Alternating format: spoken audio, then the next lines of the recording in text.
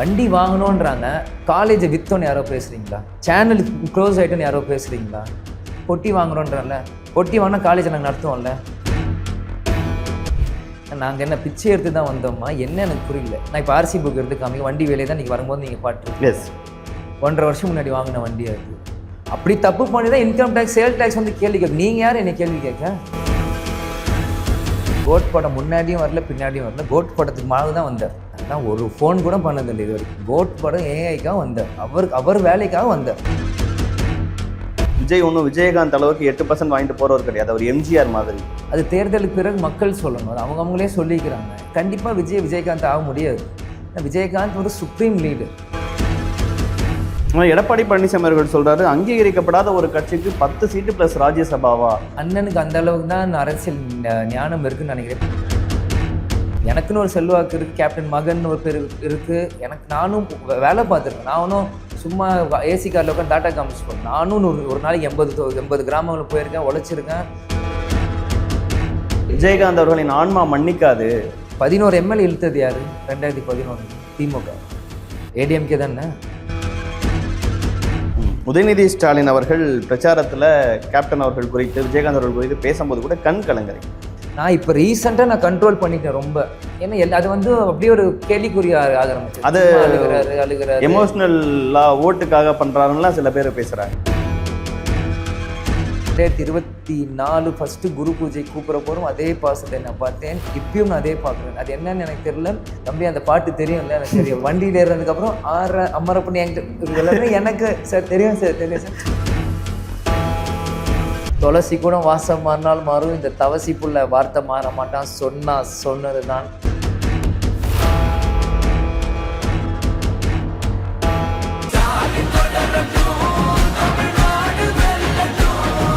த debate நேயர்களுக்கு வணக்கம்.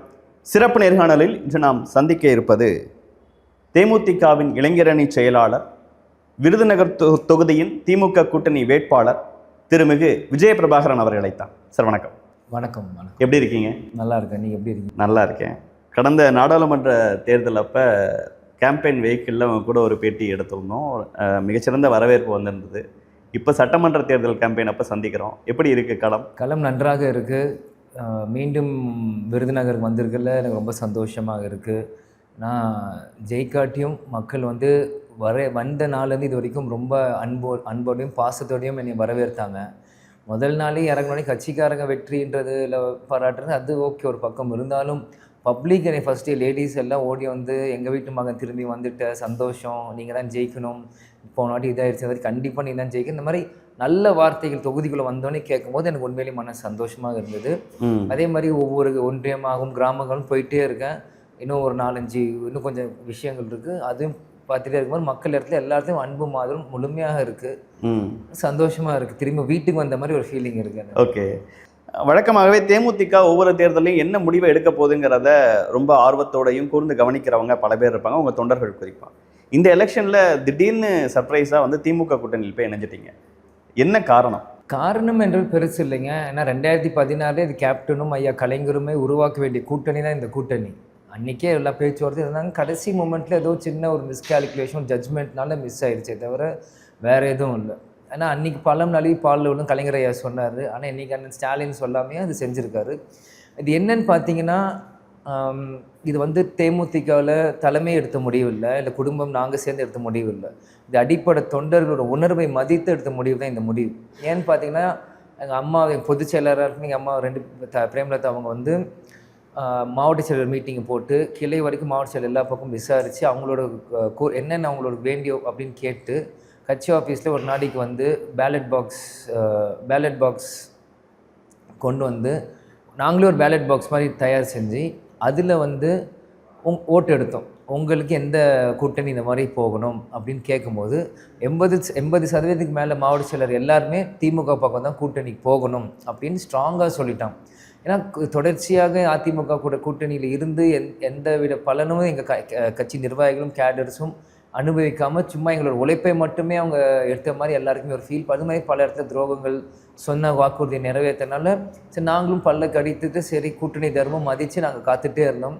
இருந்தாலும் அது தொடர்ச்சியாக வருது. இப்போது சம்திங் ஹாஸ் டு ஸ்டாப் ஒரு இதில் இல்லை. ஸோ அந்த மோஸ்ட்லி எல்லாருமே இந்த வாட்டி திமுக கூட போகணும்னு சொன்னாலும் எங்கள் அந்நியார் பிரேமலதா விஜயகாந்த் அவங்களும் கண்டிப்பாக சரி போகணுன்ட்டு இந்த முடிவு இருக்குது. நான் களத்தில் நிறைய இடங்களில் பார்க்கும்போது உங்கள் தொண்டர்கள் உங்கள் கட்சிக்காரங்க எல்லா கேம்பெயின்லையுமே வந்து ரொம்ப ஆர்வத்தோடையும் ரொம்ப இன்ட்ரெஸ்ட் காமிச்சும் இன்வால்மெண்ட்டோடையும் ஒர்க் பண்ணுறதை பார்க்க முடியுது. உங்கள் தொண்டர்கள் ரொம்ப மகிழ்ச்சியாக இருக்கிறாங்க. ஆனால் 10 சீட்டு தேமுதிக கொடுத்துட்டாங்களேங்கிறத பல்வேறு விமர்சனங்களாகவும் பல பேர் வச்சுட்டு இருந்தாங்கல்ல, அதற்கான பதிலாக என்ன சொல்லணும்னு நினைக்கிறீங்க? இல்லை, விமர்சனம் எங்கள் கூட்டணியில் இருக்கிறவங்க வச்சுருந்தாங்கன்னா அது உண்மையிலே அதிருப்தி அப்படின்னு நீங்கள் சொல்லலாம். வெளி கூட்டணியிலேருந்து பேசுகிறவங்க வந்து அதிருப்தின்னு சொல்ல முடியாது. அவங்க எங்கள் கூட்டணி குழப்ப ட்ரை பண்ணுறாங்க. அதுதான் as simple as that. இப்போ எங்கள் கூட்டணியில் பண்ண திருமாவளவனோ இல்லை சிபிஐ சிபிஎம் இல்லை எம்டிஎம் இவங்க தலைவர்கள் வந்து தேமுதிக அதிகமான சீட் கொடுத்தீங்கன்னு யாரும் அவங்க வெளிப்படையாக சொல்லலை. அப்படி சொல்லாதப்போ இது குழப்பமே இல்லை. எல்லாருமே ஹாப்பியாக தான் இந்த கூட்டணி நாங்கள் செஞ்சு போயிருக்கோம். கூட்டணி தொடர்ந்து போயிட்டுருக்கு. எடப்பாடி பழனிசாமி அவர்கள் சொல்றாரு, அங்கீகரிக்கப்படாத ஒரு கட்சிக்கு 10 சீட்டு ப்ளஸ் ராஜ்யசபாவா? அவங்க வந்து அந்த அளவுக்கா ஸ்ட்ரென்த் இருக்கு, ஸ்ட்ரென்த் இல்லாத கட்சிக்கு இவ்வளவு கொடுத்துட்டாங்க. அண்ணனுக்கு அந்த அளவுக்கு தான் அரசியல் ஞானம் இருக்குன்னு நினைக்கிறேன். எப்படி அங்கீகாரப்படி இல்லாத கட்சின்னு சொல்ல முடியும்? தேர்தல் ஆணையம் அங்கீகரிக்க கட்சி தான் தேமுதிகன்னு அதிகாரப்பூர்வமாக அனௌன்ஸ் பண்ணியிருக்காங்க. அது எப்படி அங்கீகாரம் இல்லாத கட்சி? அந்த அளவுக்கு செல்வாக்கு இல்லாத கட்சிக்கா? இல்லாதப்போ 2019 4 MP கொடுக்குறாங்க, 2024 5 MP ப்ளஸ் ராஜ்யசபா கொடுக்குறாங்க. அதே ஏடிஎம்கே 2019 4 MP தானே கொடுத்தாங்க. அங்கீகாரம் இல்லை, செல்வாக்கு இல்லை, எதுவுமே இல்லாட்டி எதுக்கு 5 MP ப்ளஸ் ஒரு ராஜ்யசபா கொடுக்குறாங்க? அந்த கேள்வி அவருக்கே இது கேட்குறோம். அவர் வந்து யோசிக்காம தான் அவர் பேசிகிட்டு இருக்காரு. அவர் யோசிச்சு இது சில விஷயங்கள் பேசணும். அவருக்கே தெரியும் அவர் தப்புன்ட்டு.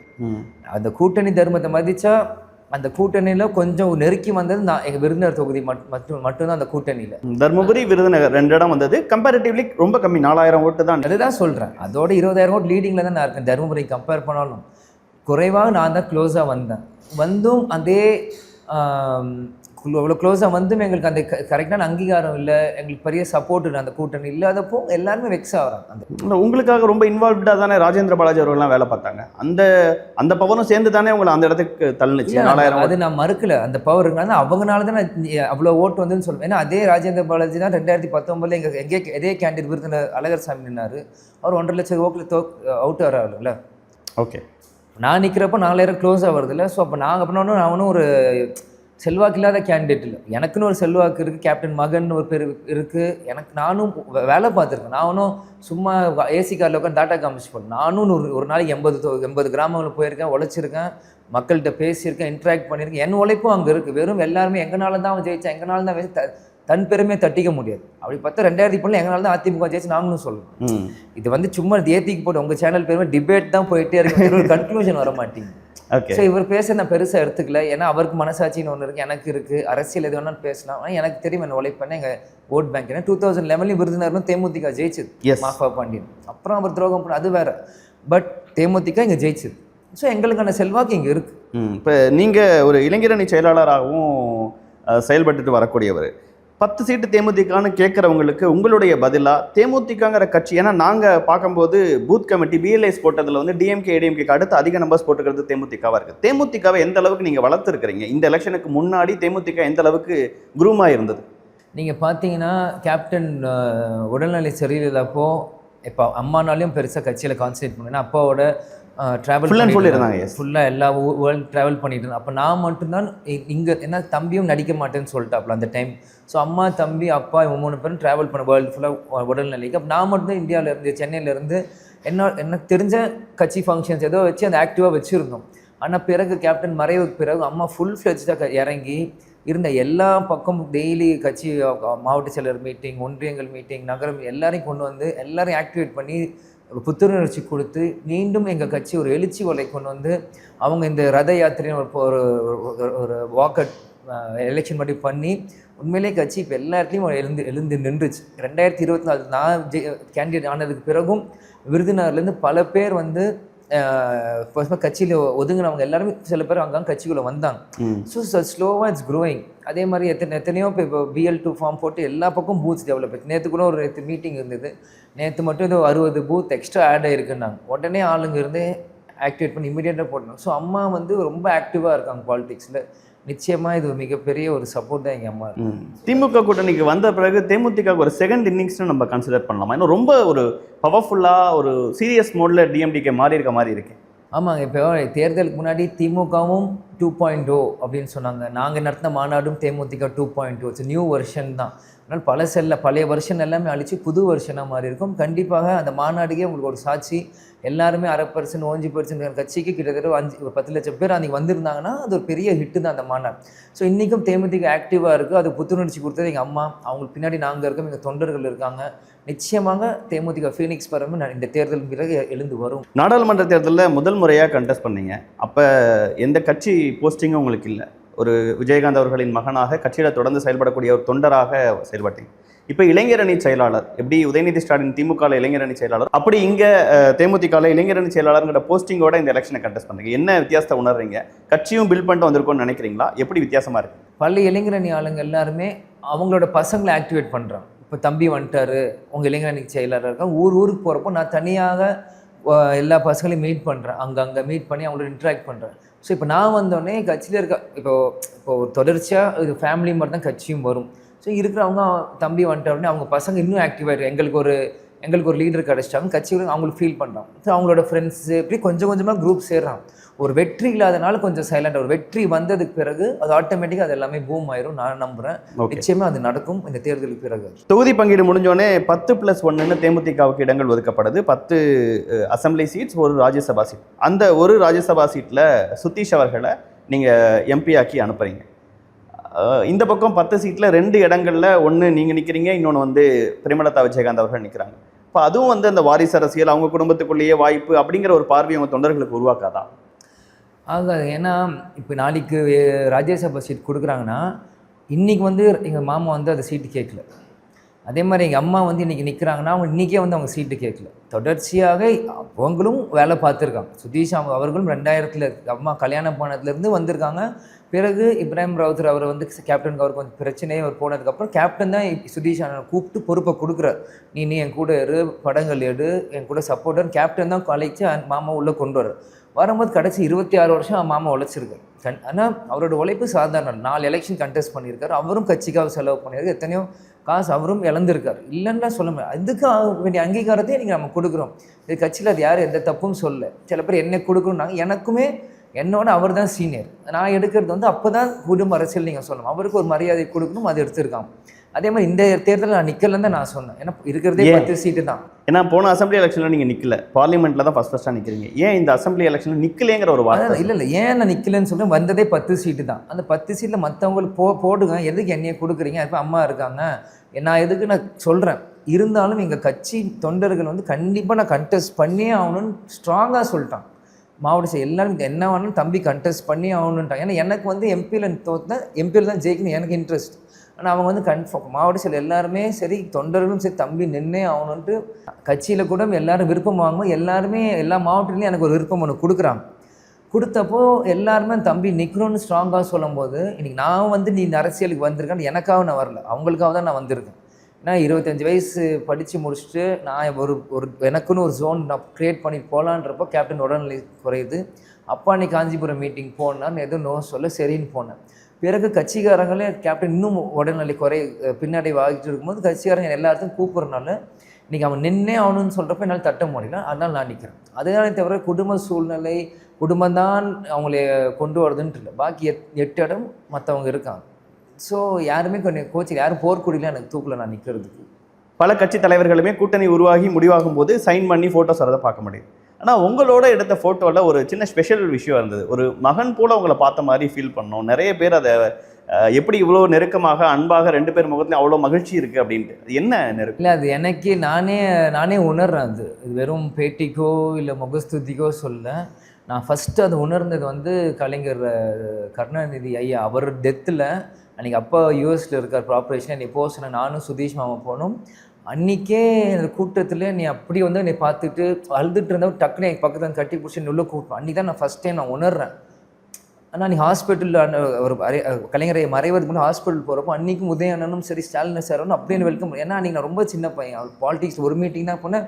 எனக்கு எதுக்கு இப்படி ஒரு ட்ரீட்மெண்ட் அப்போ நினச்சேன். ஆனால் அதே மதிப்பும் மரியாதையும் இன்றைக்கி நான் திரும்பியும் அப்பாவோட குரு பூஜை சிஎம் ஆனதுக்கப்புறம் நான் அவரை போய் பார்க்குறேன். 2021 அப்புறம் கட்சி ரீதியாக ஒரு நாகரிகத்துக்கு போய் வாழ்த்து சொல்ல போகிறோம். அன்றைக்கும் அதே பாசத்தை நான் பார்த்தேன். 2024 ஃபஸ்ட்டு குரு பூஜை கூப்பிட போகிறோம், அதே பாசத்தை நான் பார்த்தேன். இப்பயும் நான் அதே பார்க்குறேன். அது என்னன்னு எனக்கு தெரியல. ஸ்டாலின் சார் வந்து ரொம்ப இதுவாக அதை நான் எப்பயுமே மதிக்க ஆரம்பிச்சேன். அதுலேருந்து எனக்கு அவர் அரசியல் அப்பாற்பட்டு தாண்டி எனக்கு அவர் எனக்கு பிடிக்க ஆரம்பிச்சிருச்சு. அவர் கனெக்ட் பண்ணிக்க முடிஞ்சது. இங்கே வரும்போது கூட விருதுநகர் கூட வரும்போது என்னை ஒரு அந்த ஆற அமரப்பட்ட சாங் ஒரு 3 வாட்டி அவர் என்கிட்ட பேசிட்டார். பேசிட்டு தம்பி அந்த பாட்டு தெரியும்ல எனக்கு தெரியும். வண்டியில் ஏறினதுக்கப்புறம் ஆற அமரப்பண்ணி என்கிட்ட எனக்கு சார் தெரியும் சார் ஒரு கனெக்ட் ஆச்சு எனக்கு. அது ரொம்ப நான் பாசத்தோடு பார்த்தேன். ஒரு அப்பா இல்லைன்னா ஒரு ஃப்ரெண்ட்லியாக நல்லா பழகினார் ஸ்டாலின் சார் அவர்கள். ஸோ அது எனக்கு உண்மையை ரொம்ப பிடிச்சது. ஸோ அதுக்காக நான் அவருக்கு ரொம்ப ரெஸ்பெக்ட் அண்ட் அவர் மதிக்கிறேன் அதுலேருந்து. அதே மாதிரி உதயணனும் அதே சேம் தான். அவர் டாக்ஸ் 2 பேரும் சேர்ந்து செல்ஃபிலாம் போட்டு பிரச்சாரம். அது கீழே இருக்க பசங்க எல்லாரும் ஃபோனை மேலே தூக்கி போட்டு வீடியோ எடுங்க. ஸோ எடுத்ததுக்கப்புறம் ஒரு செல்ஃபி எடுத்தோம். அவங்க ஒரு பையன் எனக்கு ஒரு வீடியோ எடுக்கும், அதை எடுத்தோம். அப்புறம் நான் தெம்ஸ் கப் காமிச்சு, அண்ணனும் எதார்த்தம் தம்ஸ் அப் காமிச்சு, அந்த ஃபோட்டோ அழகாக வந்தது. ஸோ எனக்கும் உதயணனுக்கும் நானும் பெருசாக பழகுனதில்லை. பட் அது ஸ்ட்ரெயிட்டாக அந்த ஒரு கனெக்ட் இருந்தது எங்களுக்குள்ள. அந்த ரெஸ்பெக்ட், அதான் அந்த கேப்டன் அந்த ரெஸ்பெக்ட், அந்த ஃபேமிலி கலைஞரையா ஃபேமிலி இருந்த ரெஸ்பெக்ட். அரசியல் அது வேறங்க. அந்த ஃபேமிலி ரெஸ்பெக்ட் என்பது அது எங்களுக்கு டேரெக்டாக கனெக்ட் ஆகிடுச்சு. ஸோ அதனால தான் நான் ரொம்ப ஒரு இன்வால்வ் தான். நானும் எனக்கு ரொம்ப ரெஸ்பெக்ட் ஆகிடுச்சு ஸ்டாலின் சாரும் உதயணன் மேலேயும் கனிமொழி மேடம் மேலேயும். வந்து கேப்டன் மகனுக்காக வாக்கு கேட்க வந்திருக்கேன் என்னுடைய தம்பி அப்படின்னு சொல்லி ஸ்டாலின் அவர்கள் உங்களை அறிமுகப்படுத்தி வச்சு பேசும்போது பேசினாங்க. அப்போ தான் நான் விஜயகாந்த் அவர்களுக்காகவும் பாட்டில் ஓட்டு கேட்டிருக்கேன், விஜயகாந்த் பையனுக்காக நேரில் ஓட்டு கேட்க வந்திருக்கேன் அப்படின்னு சொல்லி சொன்னாங்க. அதெல்லாம் ஒரு பர்சனல் கனெக்ஷன் நிறைய இருந்த மாதிரி ஃபீல் பண்ணோம். இருந்ததுனால தான் வெளிப்படையாக சொல்கிறாரு. கண்டிப்பாக அந்த பர்சனல் கனெக்ட் இருக்குது. நானுமே இப்போ சமீபமாக இருக்க லீடர்ஸில் இப்போ பாஸ்டில் இருந்த லீடர்ஸை நான் அதிகமாக ஒரு லீடர் மடியில் குழந்தையா உட்காருனா கலைஞரையா தான். ஏன்னா கேப்டன் எப்பயுமே அந்த ஒரு கல்யாண நாளோ பிறந்தாலையும் தூக்கிட்டு போயிடுவார் ஃபேமிலியோட. ஸோ அந்த கட்சி ஆரம்பிக்க வரைக்கும் ஒரு 15 இயர்ஸ் நல்ல கனெக்ஷன் இருந்தது. எவ்ரி இயர் கேப்டன் அங்கே போயிடுவார். கல்யாண நாளும் சரி பிறந்தாலும் சரி கலைஞராயிட்டு போய் ஆசீர்வாதம் வாங்கிட்டு வருவார். கட்சி ஆரம்பிச்சது பிறகு தான் அது ஒரு வேற ட்ராக் போச்சு. விஜயகாந்த் மறைவப்ப திமுக தலைவராக முதல்வராக இருந்த ஸ்டாலின் அவர்கள் செயல்பாடு அது பலராலும் அரசியல் நாகரிகங்கள்ங்கிற விஷயமா இருக்கட்டும் 2 டைம் வந்தாருன்னு நினைக்கிறேன். உதயண்ணா வந்து ஒரு 3 to 4 டைம் வந்துட்டார். வந்து எல்லாம் ஓகேனாரு.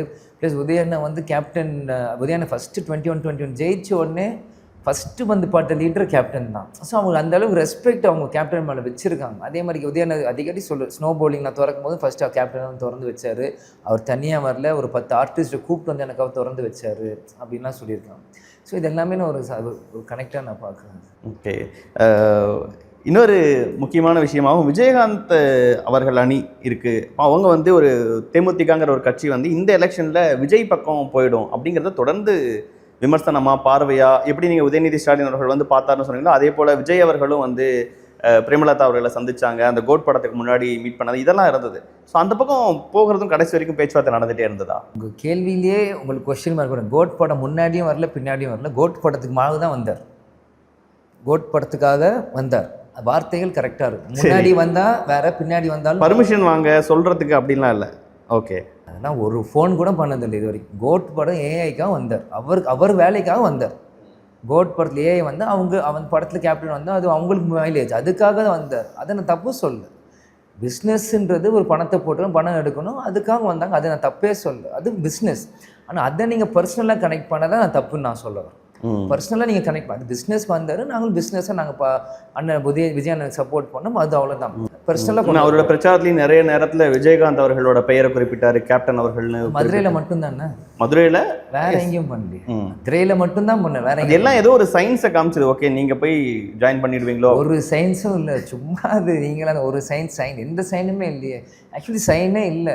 அது வந்து டிவிக்கு கேடர்ஸ் மேலே எனக்கு உண்மையிலேயே ரொம்ப அதிருப்தியும் வேதனையும் தான் எனக்கு அளிக்குது அவங்க பண்ணிடுற விஷயங்கள்.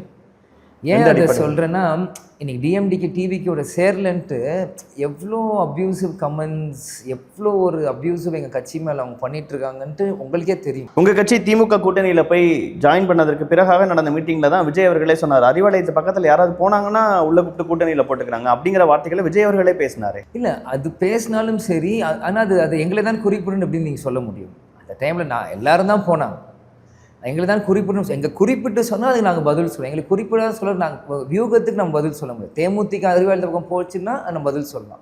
நான் என்ன சொல்கிறேன்னா, இப்போ வந்து இன்றைக்கி வந்து இந்த டிவிக்கு கேடர்ஸ் வந்து ரொம்ப அதிருப்தி. நான் தேமுதிகவும் திமுக பக்கம் போயிட்டோன்ட்டு ரொம்ப அப்யூசிவ் கமெண்ட்ஸு, ரொம்ப இஷ்டத்துக்கு ரீல் ஷேர் பண்ணுறாங்க. அதெல்லாம் ரொம்ப ஒரு தப்பான ஒரு முன்னுதாரணமாக இருக்குது. இப்போ நீங்கள் ஒரு கட்சியை சப்போர்ட் பண்ணுறீங்கன்னா அந்த கட்சியை சார்ந்து அந்த கட்சியோட ஐடியாலஜி நீங்கள் ப்ரொமோட் பண்ணணும். விஜய் அண்ணா வந்தால் எப்படி செய்வார்னு ப்ரொமோட் பண்ணணும். அதை விட்டுட்டு எல்லாருமே திட்டுறாங்க.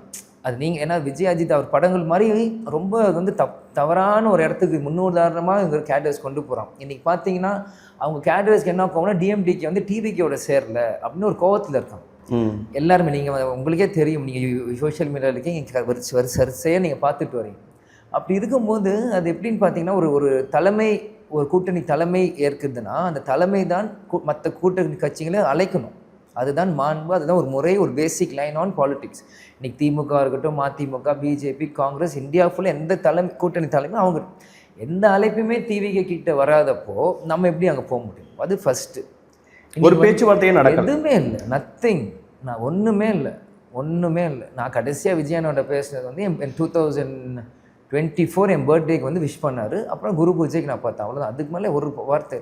ஸோ எந்த ஒரு கான்டாக்டும் இல்லை இன்றைக்கி. ஆனால் கேடர்ஸ் இவங்க எல்லாருமே வந்து கொந்தளிக்கிறாங்க நம்ம டிஎம்கேயோட. இன்றைக்கி வந்து நாங்கள் ஒரு டிசிஷன் மேக் பண்ணி நாங்கள் போயிட்டுருக்கோம். இந்த தேர்தலில் தேமுதிகலேருந்து யாராச்சும் யாரை பேர் அவதூறாக நாங்கள் பேசி பிரச்சாரம் செஞ்சுருக்கோம். நீங்கள் பார்க்கணும், நானா சரி, அம்மா சரி, எந்த யாருமே எங்கள் வேலையை நாங்கள் ஜெயிக்கணும். We have to win. அதுதான் எங்கள் கால். நாங்கள் யாரை பற்றியும் பேசல. விஜய் என்ன பேசினாருன்னு நீங்கள் சொல்கிறீங்க, அதே மாதிரி எடப்பாடி ஐயா பேசுகிறார். நாங்கள் ஒரு டிசிஷனை மேக் பண்ணி நாங்கள் போயிட்டுருக்கோம்.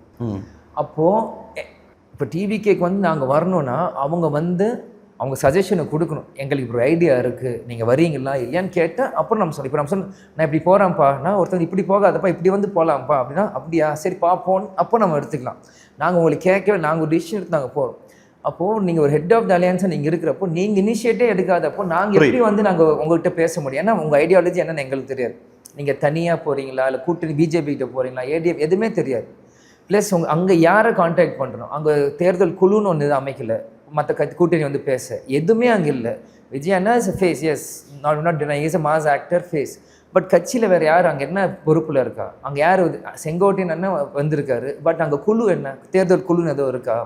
யாரும் அமைச்சிருந்தாங்களா கூட்டணி வார்த்தை பேச, இல்லை இவங்க போய் யாராச்சும் அழைச்சாங்களா? எதுவுமே இல்லாதப்போ எப்படி மற்ற கட்சி வந்து அவங்ககிட்ட பேசுவோம்? இல்லை, இன்னொன்றும் தொடர்ந்து சொல்லிட்டே இருக்காங்க, நீங்கள் தாவேக்காவை சாதாரணமாக நினச்சிடாதீங்க. தாவேக்கா ஒன்றும் தேமுதிக கிடையாது, விஜய் ஒன்றும் விஜயகாந்த் அளவுக்கு 8% வாங்கிட்டு போகிறவர் கிடையாது, அவர் எம்ஜிஆர் மாதிரி அப்படின்னு சொல்கிறாங்க. அது தேர்தலுக்கு பிறகு மக்கள் சொல்லணும், அது அவங்களே சொல்லிக்கிறாங்க. கண்டிப்பாக விஜயகாந்த் ஆக முடியாது. விஜயகாந்த் ஒரு சுப்ரீம் லீடர். அதுவும் கேப்டன் வந்து அவர் படங்கள்லேருந்து அவர் வசனலேருந்து அரசியல் கொண்டு வந்தார். அவங்க கட்சி ஆரம்பிக்கிறதுக்கு முன்னாடி எங்கள் தொண்டர்களுக்கு வந்து எப்படி அரசியல் பண்ண ஒரு நாகரிகம் தெரியும். இங்கே என்ன நாகரிகம் இருக்குது டிவிக்கெல்ல? யாருக்கு என்ன தெரியும்? இன்றைக்கி இதே டிஎம்கே விசஸ் டிஎம்டிக்கு, ஏடிஎம்கே விசஸ் டிஎம்டிக்கு எல்லாம் தான் சண்டே ஆச்சு. யாரும் இவ்வளோ அநாகரிகமாக பேசல. ஒருத்தர் 2 பேர் பேசுவாங்க, அதை நான் பேர் குறிப்பிட விரும்புகிறேன், எனக்கு தெரியும் யார் பேசுவாங்கன்ட்டு. அங்கங்கே ஒருத்தர் 2 பேர் பேசலாம், அது வந்து அரசியல் மேடையில் பேசு. ஆனால் ஒட்டுமொத்த கட்சியுமே ஒரே மாதிரி பேசுறது வந்து இது எப்படி ஒரு நாகரிகமான அரசியலாக இருக்கும்? இப்போ ஒரு கட்சினா ஒரு கட்டுப்பாடு இருக்குது. இப்போ இதே எங்களுக்கும் திமுக பழைய கசப்பான நினைவுகள் இருக்குது, இல்லைன்னு சொல்ல. அரசியல் நிரந்தர நண்பரும் இல்லை, எதிரியும் இல்லை. அவங்களே ஒரு காமெடியன் வச்சு பேசும்போது அன்றைக்கி கேப்டன் நினச்சிருந்தா எப்படி வேணால் ரியாக்ட் பண்ணியிருக்கான். அன்றைக்கி கேப்டன் இராணுவ கட்டுப்பாடோடு இப்படி தான் இருக்கணும் அப்படின்னாங்க. அன்றைக்கி ஒரு வார்த்தை யாரும் பேசல. அது அரசியல் நாகரிகம். அன்றைக்கி நான் வெற்றி தான் அதுக்கு பதில்.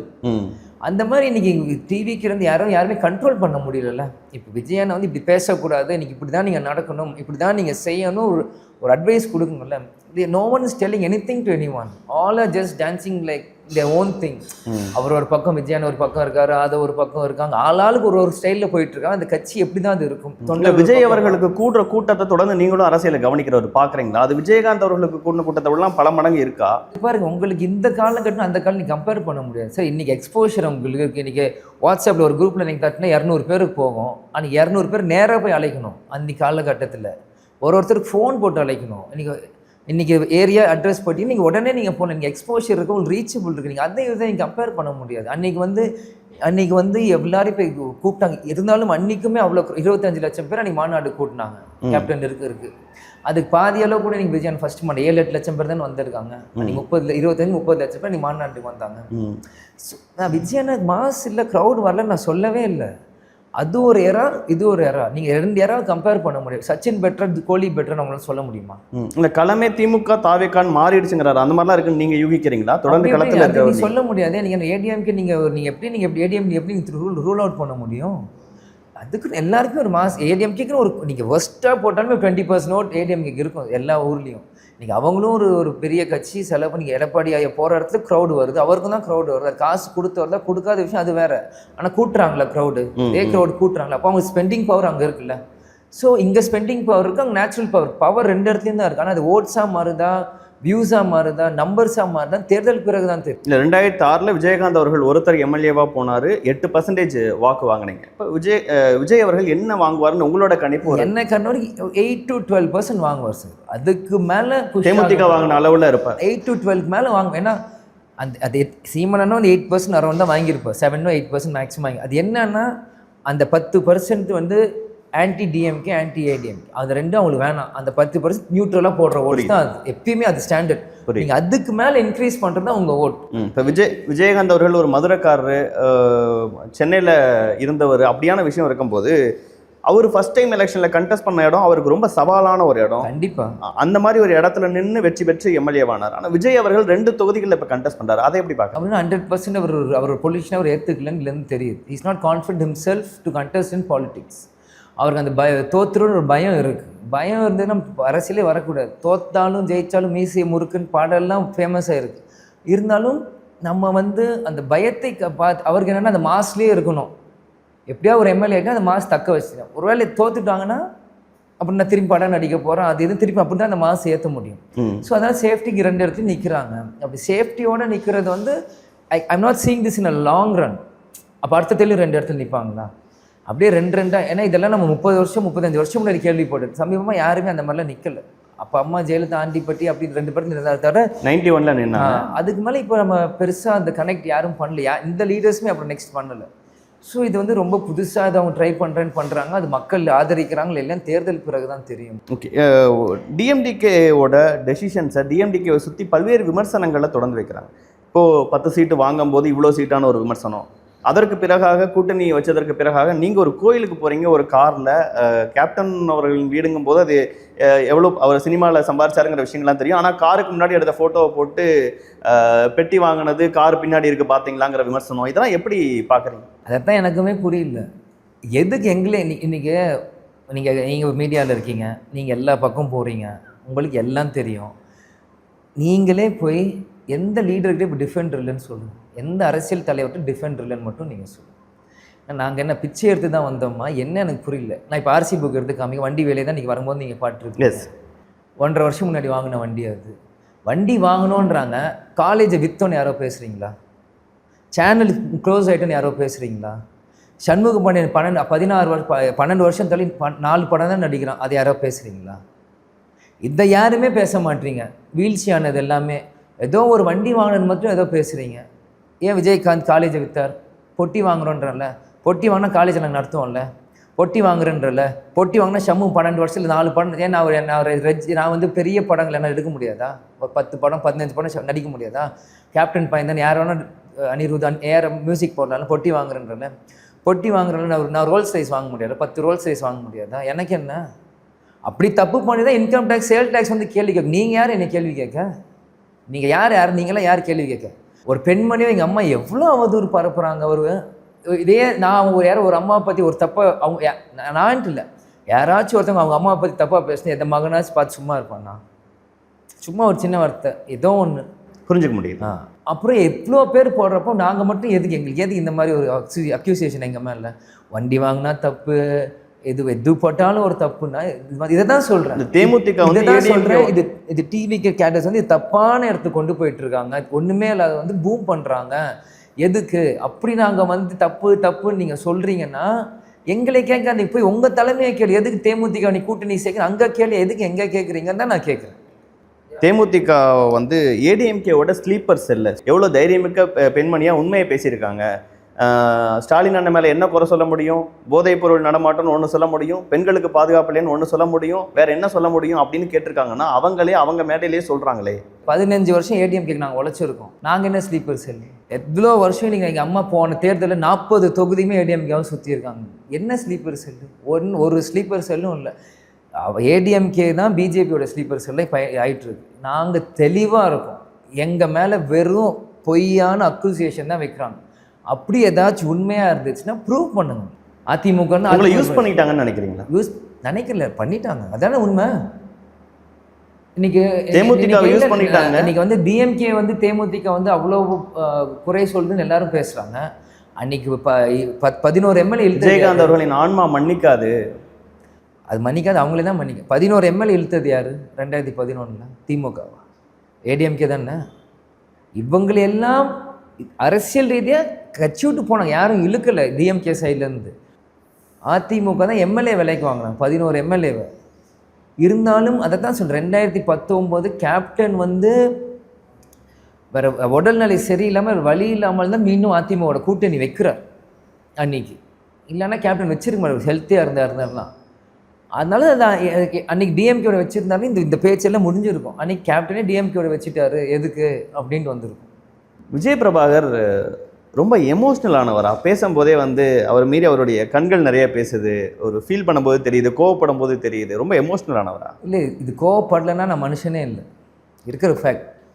இப்போது நீ ஒரு தப்பு பண்ணால் நீ தப்பு பண்ணியிருக்கேன்னா நான் உணர்வேன். தப்பே பண்ணாதான் நீ தப்பு பண்ணேன்னு சொன்னால் நான் அப்படியே ஏற்றுக்க முடியும். புரியுதுங்களா?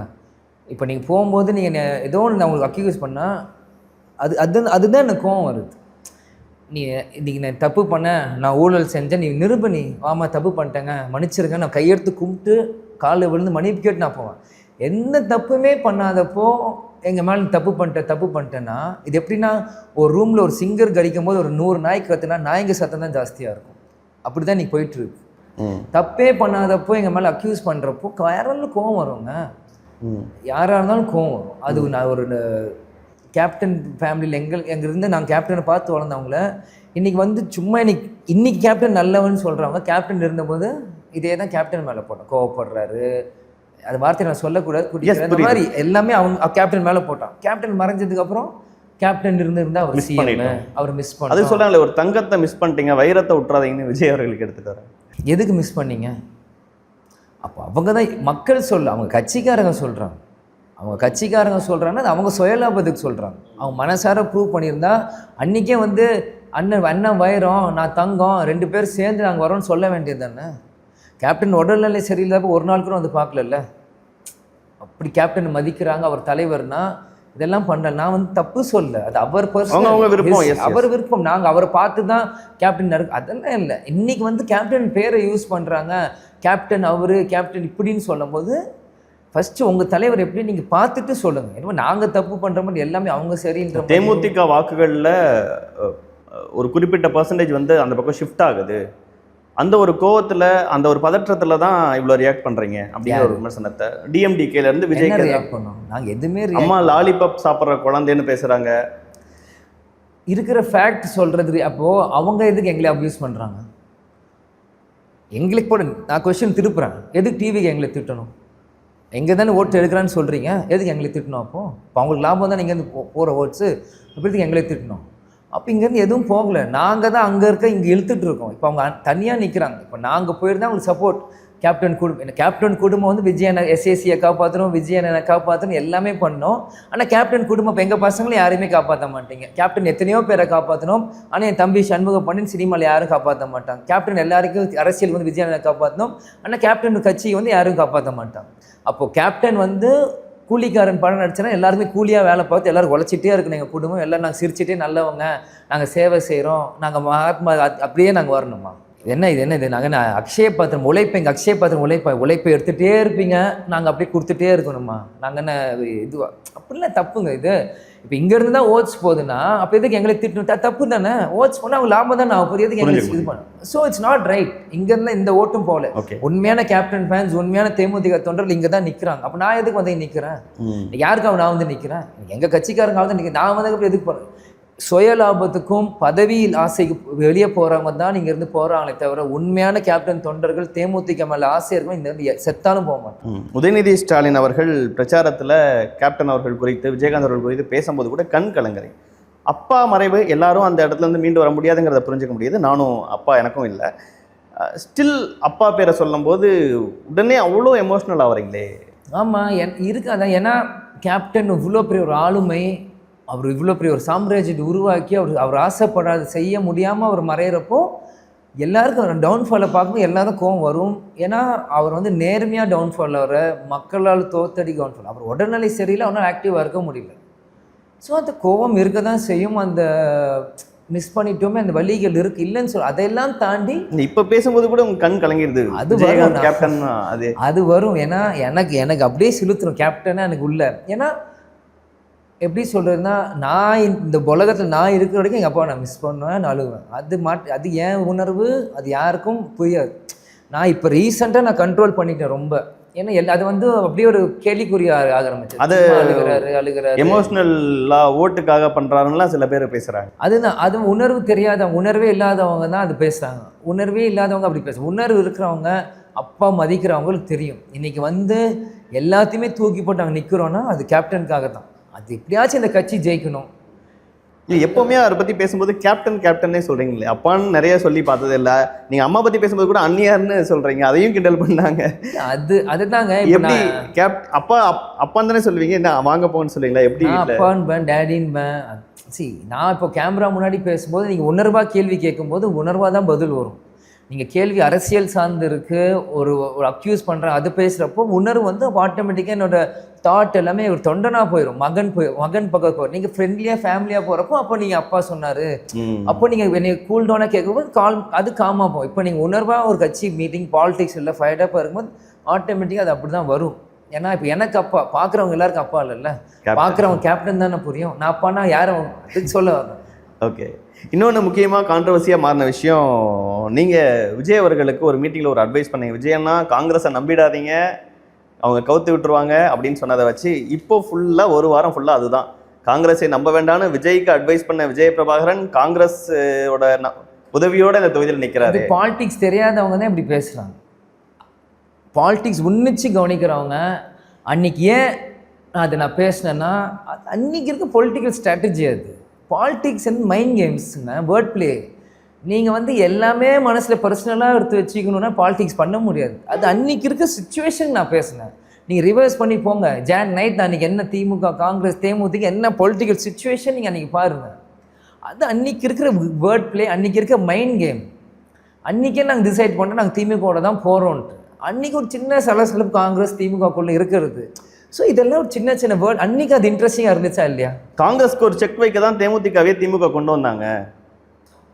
அது நீங்கள் திமுக தான் என்கிட்ட கேட்டேன், நான் என் கட்சியை பற்றி தான் சொல்லணும். மாணிக்கம் தகர் அவர்களை பார்க்கும்போது என்ன சொன்னார்? கடைசி வரைக்கும் அவருக்கு வந்து ஒரு டஃப் கொடுத்துட்டே இருந்தீங்களே, மறுபடியும் இப்போ 2 பேரும் எனக்கும் அண்ணன் மாணிக்கம் தாக்கூருக்கும் எந்த பர்சனல் வெஞ்சன்ஸும் நான் அவரை பார்த்தது கூட இல்லை இது வரைக்கும். என் லைஃப்பில் எதுவுமே இல்லை.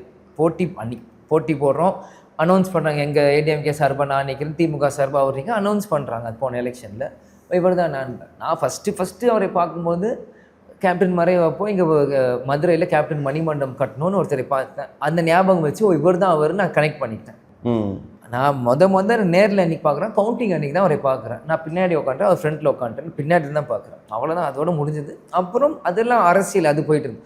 பிறகு இந்த கூட்டணி வந்தப்போ அவங்க எல்லா கட்சிக்கு கட்சி ஆஃபீஸ் போய் கூட்டணி தர்மத்தில் போய் நான் மரியாதைக்கு சேர்ப்போம். காங்கிரஸ் அலுவலகத்துக்கு போனேன், எல்லாருமே தான் அவரும் இருந்தார். வாசல்லேருந்து என்னை கையை பிடித்து ஒரு பிரதர் மாதிரி கூப்பிட்டு போனார். ஸோ அது தேர்தல் அரசியல், இது கூட்டணி, அது அப்படிங்கும்போது அது வந்து புரிஞ்சுக்க கொள்ளத்தக்கது தான். ஆனால் தேர்தல் முடிவுகள் வந்தபோது அம்மா அவர்கள் பேசின விஷயம் இருக்குல்ல, தம்பி வரக்கூடாதுன்னு இவ்வளவா ஒர்க் பண்ணுவீங்க அப்படிங்கிறதா இருக்கட்டும், அரசியல் தம்பி நீங்கள் எம்பி ஆக்கியிருக்க வேண்டாமான்னு சொல்கிறதா இருக்கு. அண்ணன் அன்புமணி 2019 ஏடிஎம்கே என்ன சொன்னார்? டயர் நக்கின்னு சொன்னார். உடனே கூட்டணி அப்போ சேரலையா? ஸோ கேட்குறேன். அப்புறம் அவ்வளோ அப்யூஸ் எல்லாம் நாங்கள் 2 பேரும் பேசிக்கலாம். உணர்வுபூர்வமாக தான் அவங்க உணர்வாக தான் நான் தோற்ற அந்த கேஸ்லாம் வேற நடத்துறீங்களே, அது போயிட்டு தான் இருக்குது. அது இருக்குது. அது அப்படியே அதுக்காக அது நான் ஜெயிக்குமா ஜெயிக்காதா அது அன்னைக்கு வரும்போது தான் தெரியும். ஓகே. ஸோ இதெல்லாம் தான் எதிர்க்கட்சிகள் விமர்சனமாக வைக்கிறாங்க. வேற என்ன இருக்கு விமர்சனம் பண்ண? வேற ஊருக்காரரு இங்கே வந்து காங்கிரஸ்க்கு அவங்களுக்கு எதிர்கட்சிக்காரர் எந்த ஊருக்காரரு? ஏடிஎம்க்கு எந்த ஊருக்காரரு? அவரும் இந்த ஊர் இல்லை. அப்புறம் இந்த லைன் அப்படி தாண்டினாலே ஊருக்குன்னு ஒரு எல்லை இருக்குல்ல, ஊர் எல்லையில் ஆள் காவலுக்கு போடுறாங்க. அந்த பக்கம் அந்த ஊர் இந்தியா பாகிஸ்தான் பார்டர், அந்த பார்டர் தானே வேற ஊர் தானே. அவர் பூர்வீகம் விருதுநகரா, ஆனால் எனக்கு பூர்வீகம் விருதுநகர். அப்புறம் எப்படி நான் இந்த ஊருக்காரன் தான், எப்படி நான் இந்த ஊருக்காரன் இல்லைன்னு சொல்ல முடியும்? எல்லாருமே விருதுநகரில் பிறந்தவங்க விருதுநகர்லேயே இருக்காங்களா, தொழிலுக்கு வெளியூர் போகிறாங்களே. அந்த மாதிரி இங்கே தாத்தா இங்கே பிறந்தார், கேப்டன் இங்கே பிறந்தாங்க. இங்கேருந்து மதுரைக்கு போனாங்க தொழிலுக்கு, மதுரையிலேருந்து சென்னைக்கு வந்தாங்க. நான் சென்னையில் பிறந்து மதுரைக்கு வந்து திரும்பி விருதுநகருக்கு வந்துட்டேன். அவ்வளோதான். நாங்கள் இங்கே பிறந்தோம் இருந்தால் இங்கே ஓகே. எங்கள் பூர்வீகத்தை நம்ம அண்ணன் கணேசன் அதிமுக கேண்டிடேட் வந்து அவர் ஒன்றும் இங்கே பூர்வீகம், அவர் சிவகாசியிலேருந்து இங்கே வந்திருக்காரு. கிலோமீட்டர்னா குறைவு, ஆனால் அவர் மண்ணின் மைந்தன்னு சொல்ல முடியுமா? என்னாலும் சொல்ல முடியும். ஏன்னா எங்கள் தாத்தா பிறந்த ஊர் இந்த விருதுநகர் மாவட்டம், நான் இங்கே தான் இருப்பேன். அதனால நான் இந்த ஊர் இப்போ நீங்கள் எங்கேருந்து இன்டர்வியூ பண்ணுறீங்க? என்ன விருதுநகரில் பண்ணுறீங்க. பண்ணுறப்போ எந்த இடம் இது? ஹோட்டலில் ஒரு ரூமா? வீடு தான். எஸ். இந்த வீடை 1 வருஷத்துக்கு நான் ரெண்ட்டுக்கு எடுத்திருக்கேன். இதே வீட்டில் நான் தங்க போகிறேன். நாட்கள் வேறு வீட்டுக்கு மாறல. நான் ஒரு பிளான்டோட நான் வந்துட்டேன் விருதுநகருக்கு வரேன். ஸோ என்ன கனெக்ஷன் விருதுநகருக்கும் இருக்கும்? அந்த தாத்தா கனெக்ஷனா இல்லை ஏன் மறுபடியும் நீங்கள் இங்கே கண்டெஸ்ட் பண்ணுங்க? எங்கள் சொந்தக்காரங்க ஃபுல்லாக விருதுநகர் சுற்றி இருக்காங்க. அப்பாவோட சொந்தம் எல்லாருமே இருக்காங்க. எனக்கு ஒரு எத்தனையோ குடும்பம் இங்கே இருக்குது. நான் போகிறவங்களாம் நான் தூரத்து சொந்தம், அத்தை, மாமான்னு போகிற கிராமம் எல்லாரும் சொல்கிறாங்க. ப்ளஸ் தாத்தாவோட சொந்த ஒரு இது கனெக்ட் இருக்குது. அதே மாதிரி பார்த்திங்கன்னா போன தேர்தலில் வந்து நான் வந்து நல்லா பெர்ஃபார்ம் பண்ணேன். 2011 நாங்கள் இங்கே ஜெயிச்சிருக்கோம். எங்களுக்கு ஓட்டு செல்வாக்கு இருக்குது. ஸோ இது எல்லாமே பார்த்து வச்சு தான் வந்திருக்கோம். ப்ளஸ் திமுகவும் இது மாதிரி விருதுநகர் விஜயபிரபு போட்டின்னு அவங்களும் ஸ்ட்ராங்காக சொல்லியிருக்காங்க அவங்க சைடில் இருந்து. ஸோ எல்லாம் அவங்க சொல்கிறப்போ எல்லா சைடு கனெக்ட் ஆகிறப்போ நான் வந்து இங்கே நிற்கிறேன். எனக்கும் பழக்கமான ஒரு பரிச்சயமான ஒரு, ஏன்னா போன வாட்டி எம்பி எலெக்ஷன் மேக்ஸிமம் விருதுநகர்லேருந்து 6 சட்டமன்றத்துக்கு போனேன். ஸோ எனக்கும் ஓரளவு ரூட் எல்லாமே இங்கே தெரியும், என்ன கடைங்க ஓரளவுக்கு தெரியும், இங்கே என்ன பிரச்சனை எல்லாமே தெரியும். அதனால எனக்கு உடன் இருந்தே நீங்கள் பார்த்துருப்பீங்க. ராஜேந்திர பாலாஜி அவர்களின் ஸ்ட்ராட்டஜி எல்லாம் பார்த்துருப்பீங்க. இப்போ எதிரில் அவர் உங்களுக்கு எதிராக வேலை பார்ப்பாரு. அவர் இந்த ஏரியாவோட ஒரு முக்கியமான ஒரு மனிதர், அவருடைய கட்சிக்கான வேலைகளை பார்க்குறவர், வெற்றி பெற்ற முடியும். போன தேர்தல் அவரே தோத்துட்டாருல்ல. அப்புறம் என்ன, நம்ம அதோடு முடிஞ்சது. அதுக்கு மேலே பேசுறது ஏன்னா அண்ணன் மேலே மரியாதை வச்சுருக்கேன். அதனால் அதுக்கு மேலே பேச வேணான்னு இருக்கேன். ஆனால் அண்ணன் கொஞ்சம் ஓவராக பேசிகிட்டு இருக்காரு. ஆனால் அண்ணன் மேலே மரியாதை வச்சுருக்கா அதோடு நான் முடிச்சிட்டேன். அவரே தோத்துட்டார். அவர் சொந்த தொகுதின்றாரு சிவகாசி. இருந்த 6 தொகுதியிலுமே சிவகாசியில் தான் நான் 15,000 ஓட்டு பின்னடைவு. அதிமுக ஸ்ட்ராங்னா சிவகாசிலாம் 15,000 ஓட்ஸ். மீது எல்லாமே நான் லீடிங். விருதுநகரில் கூட 1000 ஓட்டில் தான் நான் பின்னடைவு. இது எல்லா பக்கம் நான் லீடிங். 15,000 ஓட்ஸ் அவர்னால தான் பின்னடைவாச்சு சிவகாசியில். ஏன்னா அவர் என் கூடயே கேம்பெயின் வந்தார்.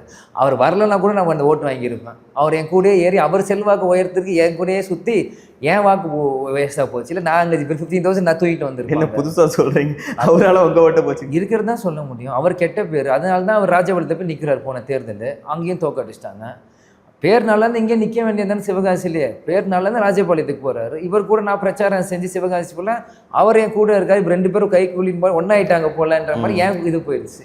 அவர் இல்லாத ஊரில் நல்ல ஓட்டு வாங்குறானே. அருப்புக்கோட்டையில் லீடிங், விருதுநகரில் leading, Sattur, Thiruparankundram leading, Thirumangalam leading. எல்லா ஊர்லேயும் சிவகாசி அவருக்கு கூடயே சுற்றின 15,000 பேக் ஃபயர் ஆயிடுச்சு. கூட்டணி ஆட்சி பற்றின நிலைப்பாடு என்ன? ஏன்னா எம்எல்ஏவாக உள்ளே போவீங்க, அதில் பயங்கர கான்ஃபிடென்ட்டாக பேசுகிறீங்க.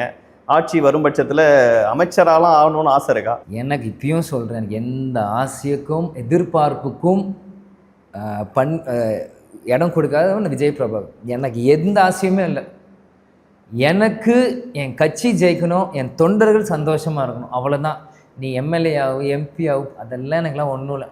It's a work, it's a 5 year work, அவ்வளோதான். அந்த வேலையை இருந்தால் கரெக்டாக நான் செஞ்சுட்டு வந்தேன், அவ்வளோதான். அது லைஃப் டைம் எனக்கு என்னென்னா என் கட்சி, என் தொண்டர்கள் தான். அதுதான் எனக்கு முக்கியம். இதெல்லாம் 5 வருஷம் ஜெயிப்போம், 5 வருஷம் தோப்போம், அது மேலே நீங்கள் கான்சென்ட்ரேட் இன்ட்ரெஸ்ட் போயிடுச்சுன்னா உங்கள் தாட்ஸ் வேறு மாதிரி போயிடும், மற்ற பொலிட்டீஷியன் மாதிரி போயிடும்.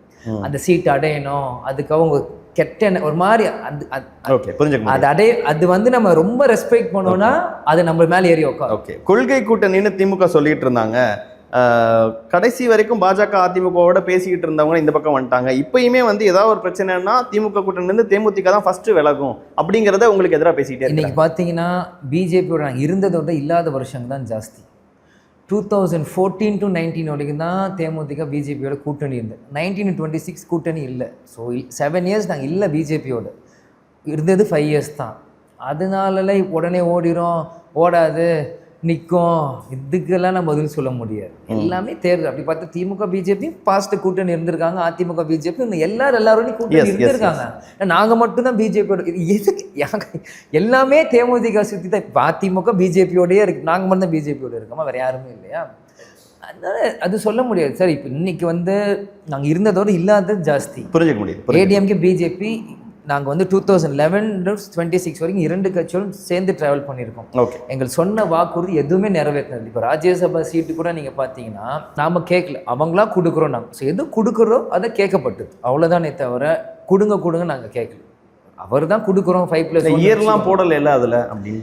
இயர்லாம் போடலாம், கையெழுத்து போட்டாங்களே, வாக்குறுதி கொடுத்துட்டாங்களே. அவர் வந்து பேசுகிறார், யார் யாரோ சொல்கிறாங்கன்னு ஒரு வார்த்தையை சொல்கிறார். நாங்கள் யாரோவா? ஸோ ஒரு லீடர்னால் ஒரு கண்ணியம், ஒரு ரெஸ்பெக்ட் இருக்கணும். அதானே யார் யாரோ சொன்னதுக்கெல்லாம் நான் பதில் சொல்லாமல் சரி இயர் மென்ஷன் பண்ணல, பட் கொடுத்துருக்காங்களே, கையெழுத்து போட்டு கொடுத்துருக்காங்களே. அப்போ அதுக்கு அப்போ தான் யாரோ சொல்கிறதுக்கு என்னை கேட்குறாங்கன்னா, அப்போ அவர் சொன்னது நான் சொல்லலைன்றாரு பேட்டியில், அதுவும் இருக்குல்ல. ஸோ இது எஸ்னா நோன்னா கொடுக்கணும், கொடுத்து முடிச்சிருக்க வேண்டாண்ணா. இது ஒரு ட்ராமாவாக 2 வருஷம் இழுத்து மெகா சீரியல் மாதிரி ஓட்டி கொடுக்குப்பாங்க, இதுக்குனால தான் கூட்டணி. இதெல்லாம் ஸ்டாலின் அண்ணன் வந்தார், சொன்னாங்க, கூட்டணி ஃபார்ம் ஆச்சு. 3ஆவது நாள் ராஜ்யசபா சீட் கொடுத்தாரு. எனக்கு மாமா டெல்லியில் உட்காந்து அவர் வேலையை பார்க்குறாரு. சிம்பிளாக முடிஞ்சுதான். ஒரு லீடர்னால் அந்த கான்ஃபிடென்ட், ஒரு அத்தாரிட்டி, அந்த பவர் இருக்கணும். When you insecured you can't be a leader. Edappadi Palaniswami அண்ணனுக்கு டூ மச் ஆஃப் இன்செக்யூரிட்டி இருக்குது. யாருமே அவர் மீறி வளர்ந்துடக்கூடாது, அவர் வந்து அவங்க அந்த கட்சி வளர்ந்துடும், அது வளர்ந்து ஒரு பயத்தோடையே அவர் போயிட்டுருக்கு. அப்படி ஒன்றும் ஜெயிக்க முடியாது. நீங்கள் எப்படி ஜெயிப்பீங்க? கூட்டணி தர்மத்தை கடைபிடிக்கிறது நீ கேட்குறதுக்கு முன்னே சொல்கிறேன், ஸ்டாலின் திமுக. ஏன்னா நான் வந்து அதிமுக குறை சொல்ல, எடப்பாடி பழனிசாமியின் அதிமுக தான் நான் குறை சொல்கிறேன். புரிஞ்சுக்க முடியும். இன்றைக்கும் அதிமுக தொண்டர்களும் நிர்வாகிகளும் அதிருப்தி. தேமுதிக வெளியே போனது கீழே வரைக்கும். இன்றைக்கும் நான் விருதுநகர் முழுவதும் போகிறேன், அதிமுக வேஷ்டி கட்டினவங்க எல்லாம் கை காமிக்கிறாங்க. அவங்க எல்லாருக்கும் அவங்க தேமுதிக வேணும். இன்றைக்கி அவரோட சுய லாபத்துக்கு அந்த பெல்ட்டை பிடிச்சிட்டே தொங்கிட்டு இருக்கனால மீதி எல்லா பக்கமும் அதிமுக அடிவாங்க. புரியுது. அது தவறான ஒரு விஷயம். விருதுநகர் தொகுதியில் ரொம்ப பரிச்சயமானவர், ஒர்க் பண்ணிருக்கீங்க, பரப்புரைக்கு முதலையும் பல்வேறு கேள்விகளுக்கு பதில் சொல்லிருக்கீங்க. நிறைவாக இந்த தொகுதிகளில் இதெல்லாம் பிரச்சனையாக பார்க்குறேன், நான் வந்து எம்எல்ஏ ஆகும் பட்சத்தை இதெல்லாம் செய்யணும்னு நினைக்கிறேன், உங்களுடைய பார்வை? இன்றைக்கி விருதுநகரில் நீங்கள் பார்த்தீங்கன்னா அதிமுக ஆட்சியில் வந்து மெயினாக இங்கே தண்ணி பிரச்சனைங்க. மெயினாக விருதுநகர் அதிமுக ஆட்சியில் பார்த்தீங்கன்னா 15 days ஒன்ஸ் தண்ணி வந்துட்டு இருந்தது அப்படின்னு சொல்லிட்டு இருந்தாங்க. ஆனால் இப்போ வந்து கரண்ட் எம்எல்ஏ ஸ்ரீனிவாசன் திமுக வந்து கண்டினியூஸாக 10 years அவர் தான் எம்எல்ஏ. அவர் வந்தோடனே 4 days ஒன்ஸாக மாற்றிருக்கார். இப்போ நான் வந்ததுக்கப்புறம் அந்த 4 நாளை இன்னும் குறைத்து 3 or 2 or 1 or எவ்ரிடே அதை மாதிரி நான் மாற்றணும்னு ஆசைப்பட்றேன். மெயின் அதே மாதிரி குடிநீர் வந்து ஒன்றியங்கள் சுற்றி அவுட்ஸ்கர்ட்ஸ் ஊராட்சியில் கம்மி இல்லை, அங்கேயும் குடிநீர் கொண்டு வரணும்னு ஆசைப்பட்றேன். அது வந்து தாமிரபரணி அது எல்லாமே பைப்லைன்லாம் போட்டாங்க, வந்துடும் சொல்லியிருக்காங்க. டெண்டர்லாம் பாஸ் ஆயிடுச்சுன்னா ஸோ அடுத்த ஆட்சியில் நடந்துரும்னு சொல்லியிருக்காங்க. அதே மாதிரி இங்கே வந்து வேலை வாய்ப்பு வந்து கொஞ்சம் குறைவு இங்கே நம்ம இந்த மாவட்டத்தில். ஸோ அதனால் அரசாங்கம் மூலியமாக சிப்காட்டும் நியோ டைடல் பார்க் வருது. அது வந்ததுக்கப்புறம் அதனால் வேலையை போயிடும். நான் பர்சனலாக வந்து விருதுநகர் வந்து நெசவாளர்கள் ஜாஸ்தினால எனக்கு வந்து ஒரு இந்த கொஞ்சம் இந்த டெய்லரிங் ட்ரெயிலிங் ஸ்கில்டு லேபர்ஸ் சொல்லி கொடுக்கணும்னு ஆசை. அதுவும் இல்லாமல் ஏதாச்சும் ஒரு ஃபேஷன் சம்மந்தப்பட்ட மாதிரி கொண்டு வரணும்னு ஆசை. ஏன்னா விருதுநகர் கல்ச்சர் இருந்துட்டு வேறு, ஃபேஷன் அண்ட் டெக்னாலஜி கல்ச்சர் வேறு. அது டக்கு நீங்கள் கொண்டு வந்து இங்கே இருக்கவங்க அடாப்ட் ஆவாங்களான்னு தெரியல. ஸோ அது ஒரு முறையாக அது கொண்டு வரணும் ஒரு ஆசை. அது மட்டும் இல்லாமல் ஏஐ சார்ந்த, ஏன்னா கேப்டன் 2005 கட்சி ஆரம்பித்தோடனே தமிழ்நாடு மூலம் கம்ப்யூட்டர் சர்வீஸ், கணினி சர்வீஸ் வச்சுருந்தார். எல்லா பக்கம் ஃப்ரீ கம்ப்யூட்டர்ஸ். அதில் படித்து எத்தனையோ பேர் ஐஏஎஸ், டாக்டர்ஸ், இன்ஜினியர்ஸ் ஆகியிருக்காங்க. அது அவங்க எவ்வளோ பேர் யூஸ் ஆச்சு அந்த கம்ப்யூட்டர் அந்த காலகட்டத்தில். ஸோ இன்றைய காலத்துக்கு கட்டப்படி ஏஐ டெக்னாலஜி வந்து இங்கே இருக்கவங்களாம் சொல்லிக் கொடுக்கணும், ஃப்ரீ சர்வீஸ் மாதிரி பண்ணணும் ஒரு ஆசை.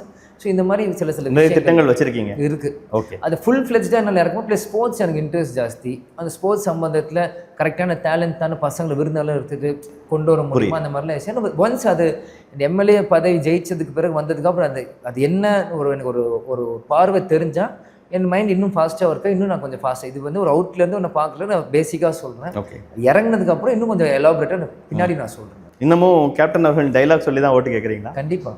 ஓகே, நிறைவாக நேரடியாக உங்களுடைய தொகுதி மக்கள்கிட்ட ஏன் விஜய் பிரபாகரன் அவர்களுக்கு வாக்களிக்கணும்னு எனக்கு பிடிச்ச அந்த டைலாகையும் சொல்லி ஓட்டு கேட்டிருக்கேன்.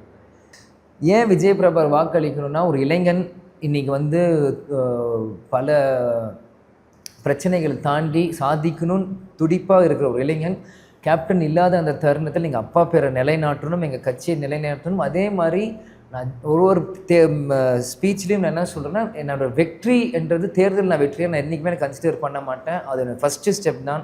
5 வருஷத்துக்கு பிறகு இந்த தொகுதி மக்களுக்கு நான் என்ன செஞ்சு அவங்களோட வாழ்வாதாரத்தை எப்படி உயர்த்துறேன்னு அதுதான் என்னோட வெற்றியாக நான் கருதுகிறேன். கண்டிப்பாக ஒரு வாய்ப்பு எனக்கு நீங்கள் கொடுத்தீங்கன்னா நிச்சயம் நான் மிகப்பெரிய ஒரு ஒரு ஒரு ரெவல்யூஷன் மாதிரி நான் உண்டாக்கி காமிக்கிறேன் விருதுநகரில். நான் சும்மா விஜயகாந்த் பையன் வந்தான் போனான்ட்டுலாம் இல்லை. துளசி கூட வாசம் மாறினால் மாறும், இந்த தவசி புள்ள வார்த்தை மாற மாட்டான், சொன்னது தான். அதனால் மறந்துடாதீங்க. ஏப்ரல் 23ஆம் தேதி 3ஆம் நம்பர் பட்டன் முரசு சின்னம். அந்த 3ஆம் நம்பர் பட்டனில் ஒரு குத்து. அடுத்த 5 வருஷம் உங்கள் வாழ்க்கை கெத்து. நன்றி. தேங்க்யூ. ஒரு பரபரப்பான சூழலுக்கு மத்தியில் நேரம் அழைச்சி பல்வேறு கேள்விகளுக்கு பதிலளிச்சிங்க. உங்கள் நேரத்துக்கும் கருத்துக்கும் மிக்க நன்றி. தேங்க்யூ. டிபேட் வியூவர்ஸ்க்கும் தேங்க்யூ.